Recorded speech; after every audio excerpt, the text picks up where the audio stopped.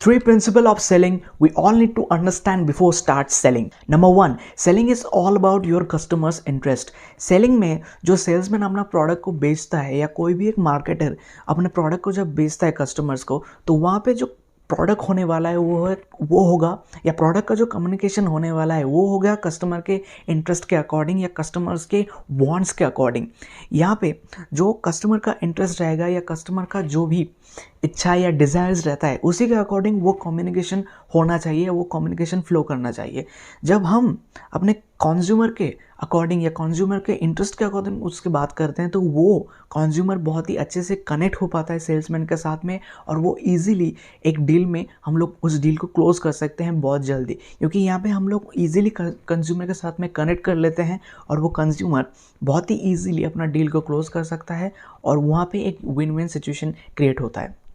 जो सेलिंग है उसको विन विन सिचुएशन इसलिए कहा जाता है ताकि जो सेलर है वो सेलर जो प्रोडक्ट सेल कर रहा है उससे वो जो बेनिफिट ले रहा है उस पर वो बेनिफिट एट अ टाइम के लिए उसको मिल रहा है, लेकिन एक्चुअल में जो सेलिंग जो प्रोडक्ट को जिसको बेचा जा रहा है मतलब जो प्रोडक्ट को खरीद रहा है उसका बेनिफिट जो है उसका बेनिफिट लॉन्ग टर्म के लिए रहता है। तो ये दोनों के लिए एक विन विन सिचुएशन होता है, एक सेलर के लिए भी और एक बायर्स के लिए भी। Number second, selling is 60% listening and 40% talking.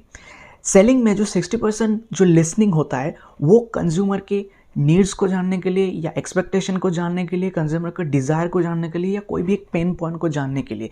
इसलिए लिसनिंग का रोल सबसे ज़्यादा आता है ताकि जो सेलर है वो कंज्यूमर के या प्रॉस्पेक्ट्स के नीड्स को वो फाइंड आउट कर सके और उसी के अकॉर्डिंग वो एक सोल्यूशन दे पाए। और यहीं पे आता है 40% टॉकिंग, और 40% जो टॉकिंग आता है वहाँ पे वो प्रोडक्ट के बारे में कंज्यूमर को बताता है या प्रोडक्ट के बारे में कंज्यूमर को एक्सप्लेन करता है, जहाँ पे ये बताया जाता है कंज्यूमर के वो कैसे वो प्रोडक्ट को यूज़ कर सकता है अपने लाइफ में और कैसे उसको एक वैल्यू एडिशन हो सकता है अपने प्रोडक्ट में, जो सेलर का ड्यूटी रहता है उस प्रॉस्पेक्ट को बताना। Number third, selling is all about educating your customer. यहाँ पे सेलिंग जो होता है या जो सेल होता है उसमें कस्टमर को एजुकेट करना होता है सेलर को, जहाँ पे सेलर अपने प्रोडक्ट के बारे में, ये प्रोडक्ट कैसे वो कस्टमर के लाइफ में वैल्यू एडिशन हो सकता है या कैसे वो सोल्यूशन दे सकता है वो पर्टिकुलर प्रॉब्लम को जो वो कंज्यूमर अपने लाइफ में फेस कर रहा है।